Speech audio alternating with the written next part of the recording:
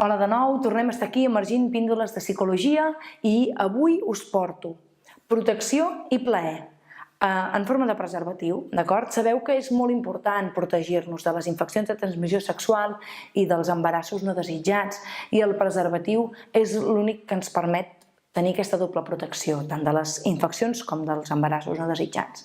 Però sí que és cert que moltes vegades hi ha molta gent que diu que al moment de posar el preservatiu li talla una mica el rotllo, que a més li pren sensibilitat. És molt important que aprenguem a incorporar el preservatiu i a posar-lo com a part del joc, no com un espera't, para, que poso el preservatiu. Si això ens ho agafem de manera divertida, doncs potser pot haver-hi aquest moment en el que, clar, si estem parant el joc l'erecció pot baixar una mica, però si ho sabem reprendre pot ser algo divertit. És molt important incorporar-ho com algo divertit en la relació sexual perquè estem protegint-nos i estem protegint la nostra salut. Però a més hi ha un altre factor, que hi ha molta gent, sobretot nois, que diuen que perden sensibilitat. Llavors, jo avui us porto un preservatiu, que són els Hex de la marca Lelo. Lelo és especialista en joguines eròtiques. Aquí tenim la caixa, van en packs de 12, i són uns preservatius que no sé si veieu aquí el dibuix. El preservatiu va tenint formes hexagonals per aconseguir una mica més de rugositat, per aconseguir una mica més de sensació. Són de làtex i estan 100% testats electrònicament, no estan testats en animals, això també és important saber-ho.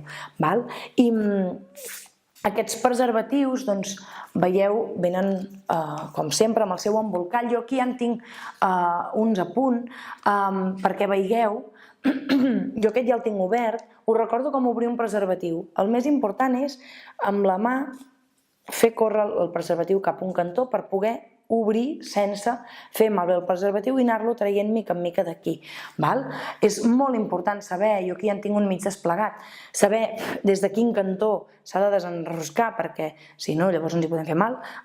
No crec que es vegi, però evidentment és molt finet i hi ha tot d'hexàgons en tot el preservatiu, i la idea és anar-lo desenroscant per tot el penis de manera correcta, sobretot, i estant alerta, tapant el dipòsit per on queda el semen i anar-lo baixant, d'acord? I sabem que els preservatius són molt resistents, i aquests que són més finets també són igual de resistents, estan provats electrònicament, i a més els hi fan fer unes proves força salvatges perquè comprovem que no es trenquin. Evidentment jo ara he quedat, estan lubricats, per tant jo ara he quedat pringada de lubricant, però així també ens assegurem que es pugui posar per tot el penis sense fer mal al penis i al propietari del penis, d'acord? Realment el que hem d'aconseguir amb un preservatiu és protecció, la nostra salut enfront les infeccions de transmissió sexual i la protecció davant d'un embaràs no desitjat, i aconseguir incorporar-lo com un joc més en el sexe, d'acord?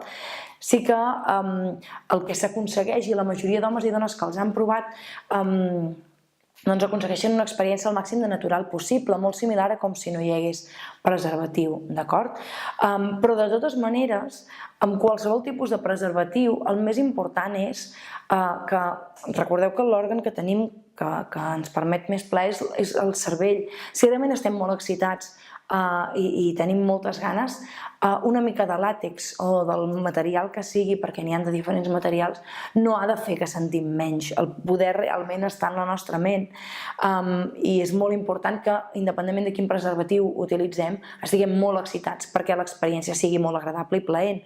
Però si a més ens faciliten uns preservatius que ens ajuden a que l'experiència sigui millor, benvingut sigui. Això és el que pretén la marca Lelo amb aquests preservatius, d'acord?